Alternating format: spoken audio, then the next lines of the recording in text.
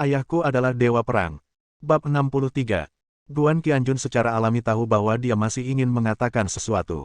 Dia tidak terburu-buru, tetapi menyentuh dagunya. Porselen biru dan putih. Harta karun yang diturunkan dari generasi ke generasi.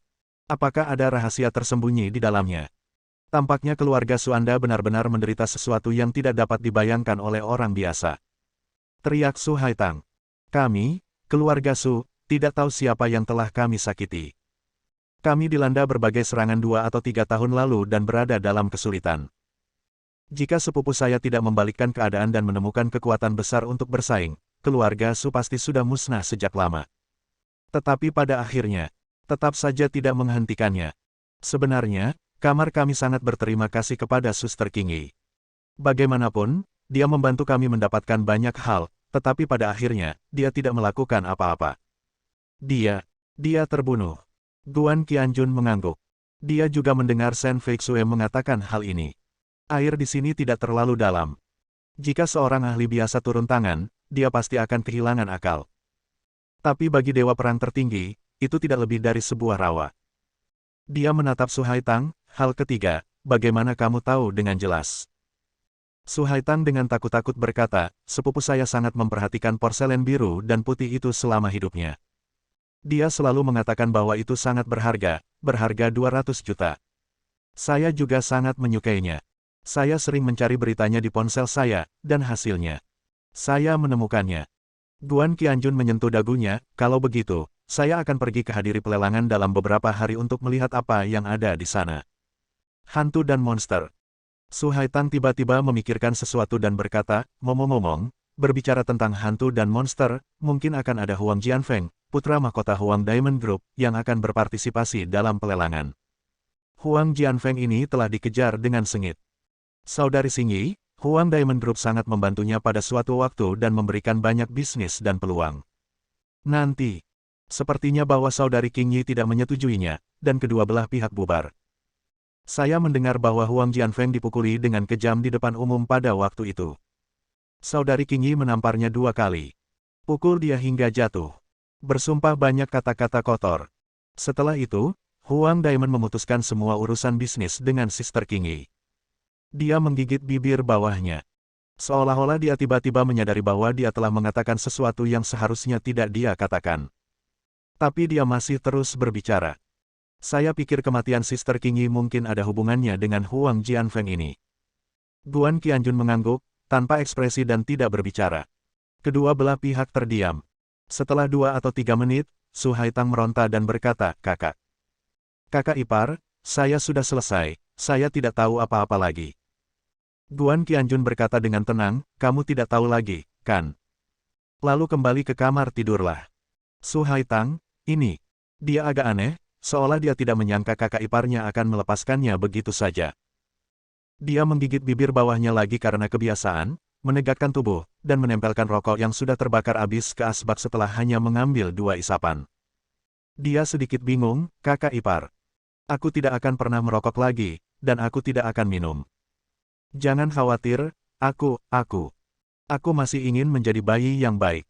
Setelah mengatakan itu, dia tersenyum malu-malu, berbalik dan pergi. Berjalan menuju kamar tidur. Tapi dia berjalan perlahan. Sepertinya dia masih menunggu Guan Qianjun menghentikannya. Guan Qianjun akhirnya berkata, tunggu. Su Haitang segera menoleh, kakak ipar, apakah ada hal lain yang bisa kamu lakukan? Wajah kecilnya menjadi semakin merah.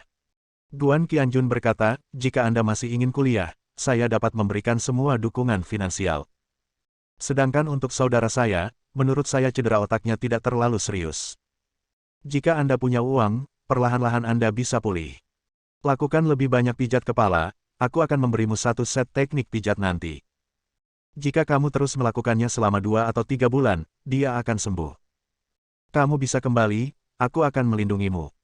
Su Haitang terlihat sangat bermasalah, dan akhirnya menggelengkan kepalanya sedikit.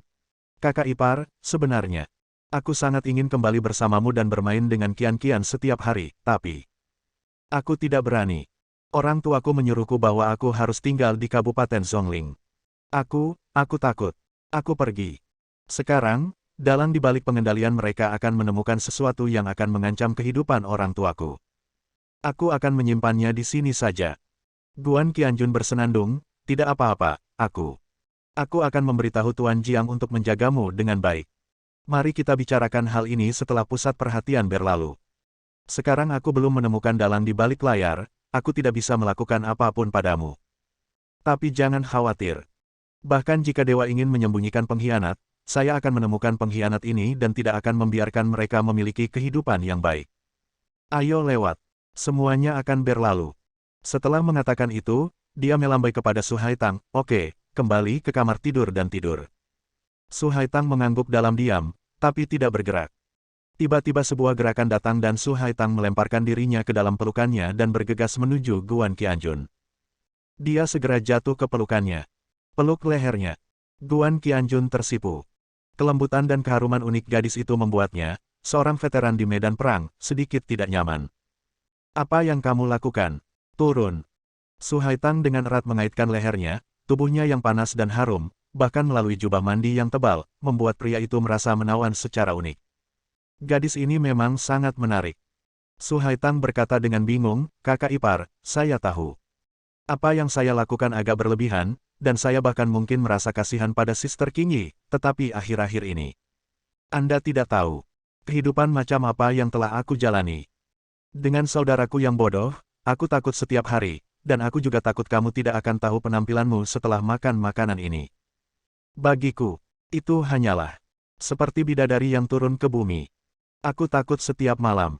Aku tidak bisa tidur nyenyak. Sekarang, aku akhirnya bisa bernapas lega. Jangan usir aku. Aku hanya ingin memelukmu lebih lama lagi. Menurutku kamu istimewa. Beri aku rasa aman.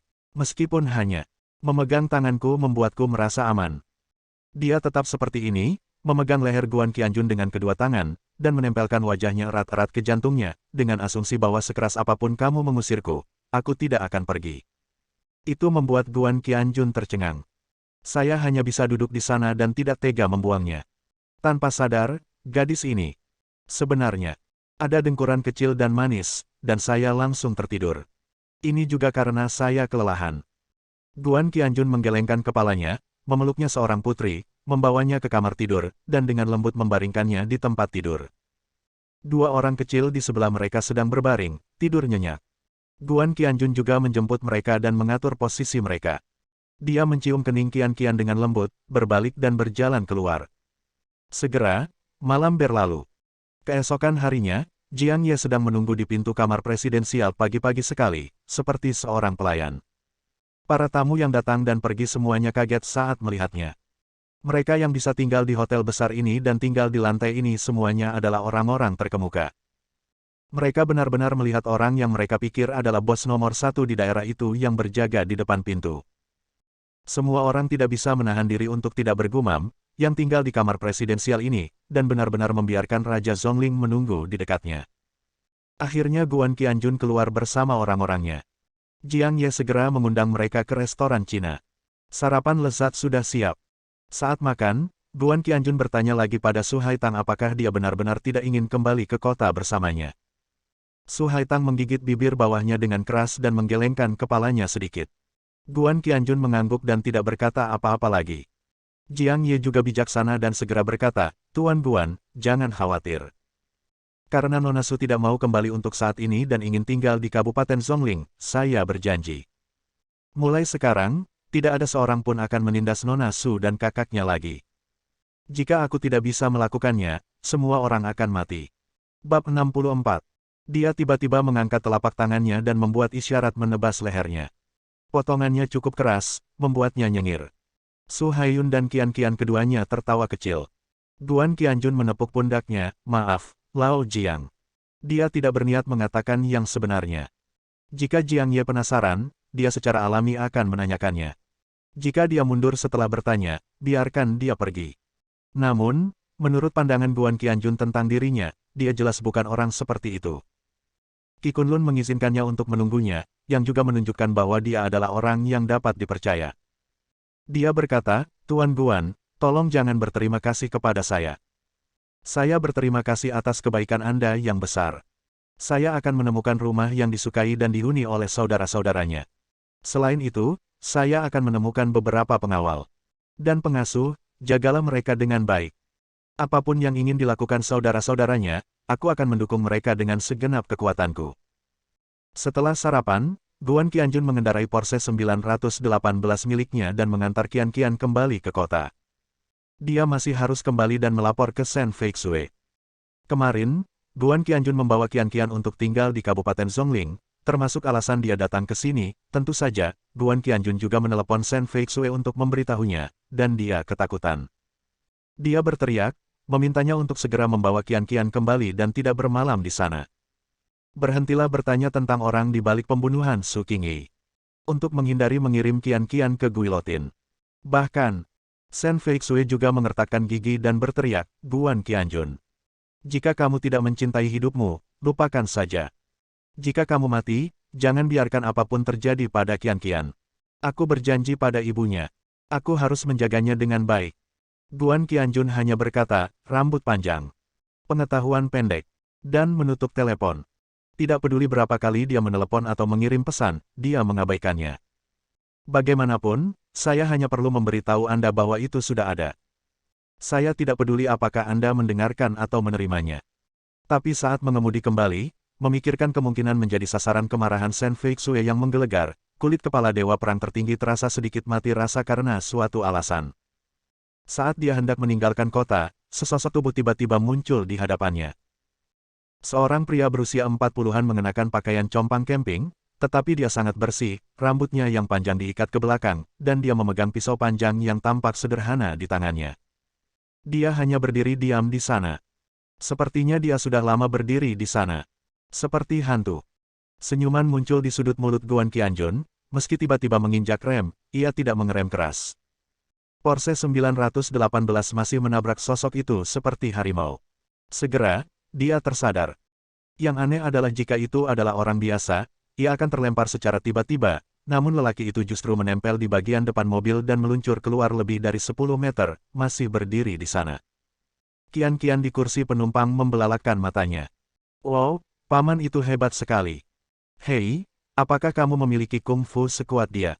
Guan Qianjun tertawa terbahak-bahak. Dia mencubit telinga bayi kecil yang lucu itu. Dia bukan siapa-siapa. Dia membuka pintu mobil dan berjalan keluar. Dia berjalan mendekati pria aneh itu. Pria parubaya yang aneh itu menundukkan kepalanya saat dia bermimpi, tetapi begitu Guan Qianjun berjalan ke arahnya, dia segera melihat ke atas. Sebuah wajah sebenarnya dipenuhi bekas luka, dan semuanya sangat kecil. Rasanya seperti seseorang telah menikamku berkali-kali dengan ujung pisau.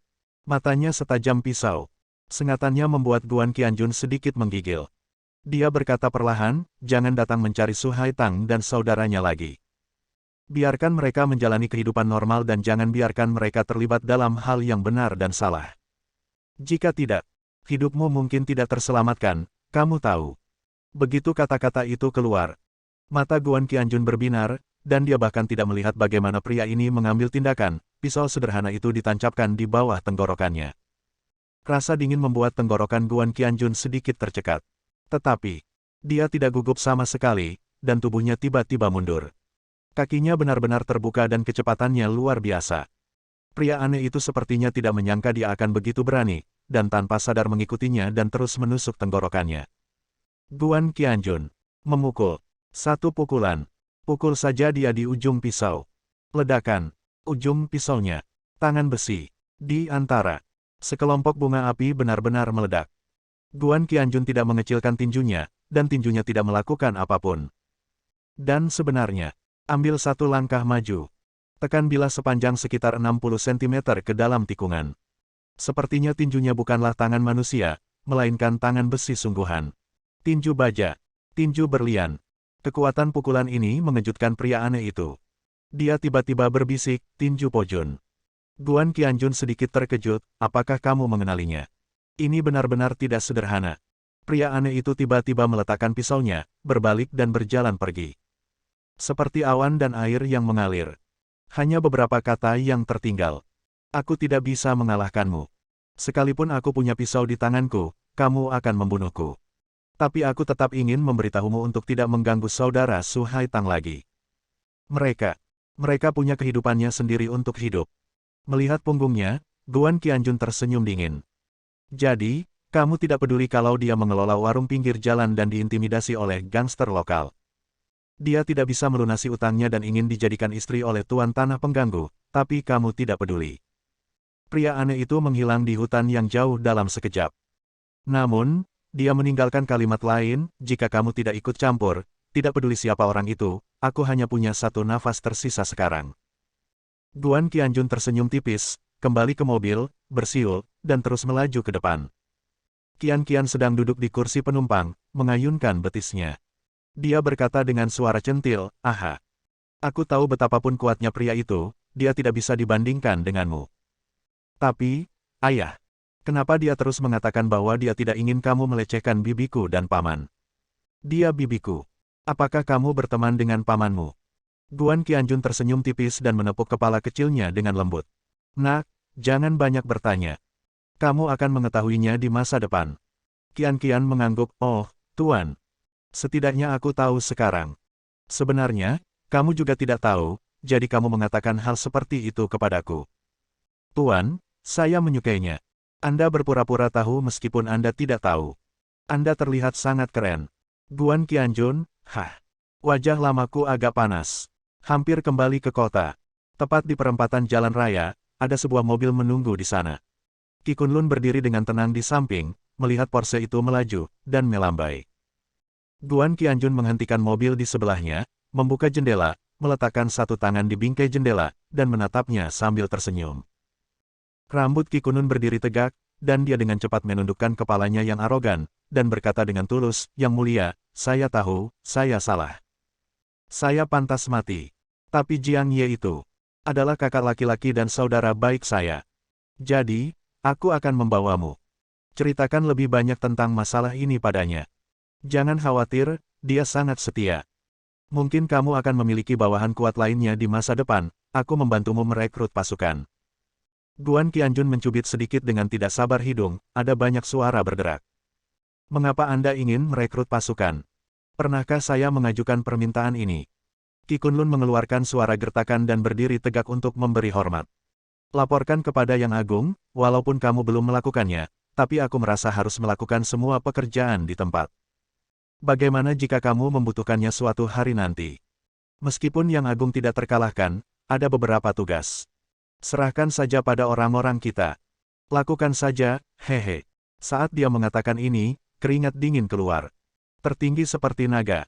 Tidak mudah untuk menyelesaikannya. Selain itu, dia bertindak terlalu jauh kali ini. Anda seharusnya tidak memberitahu siapapun tentang identitas Anda sebagai makhluk tertinggi. Bersambung.